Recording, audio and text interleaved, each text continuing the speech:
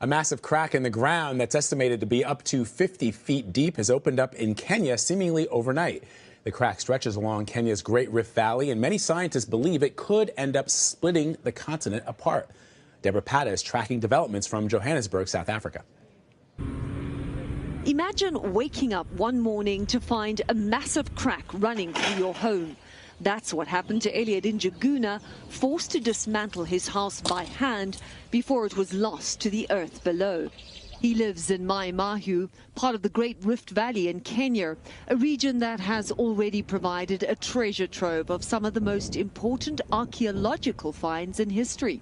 And this latest discovery is so significant, scientists predict it will be the fault line along which history is made once again as Africa splits into two continents.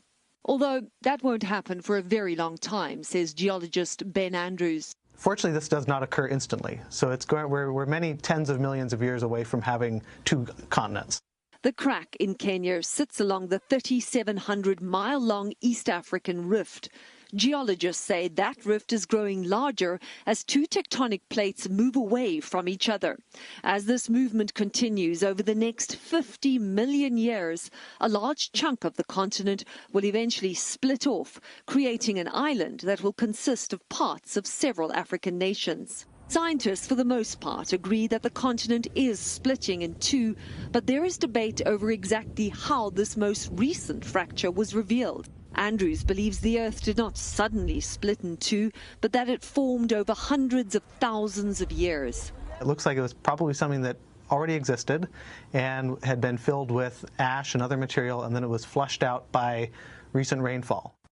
Joining me now from Johannesburg is CBS News foreign correspondent Deborah Pata. She's going to talk to us a little bit about this split. So, Deborah, this giant crack in the earth opened up in what seems like a matter of days. Can you give us an idea of how large it is and what geologists say may have caused it?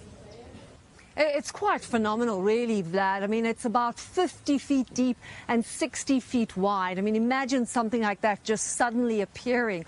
Although geologists in part are saying that actually it was there all along, just hidden away from the world, and that because of some heavy downpour in recent weeks in Kenya, it cleared away what essentially was volcanic ash, which is a lot softer than normal rock, and that is how it came to be revealed. Although not everyone agrees with how this was formed, but that's certainly a lot of geologists are saying that is probably what happened.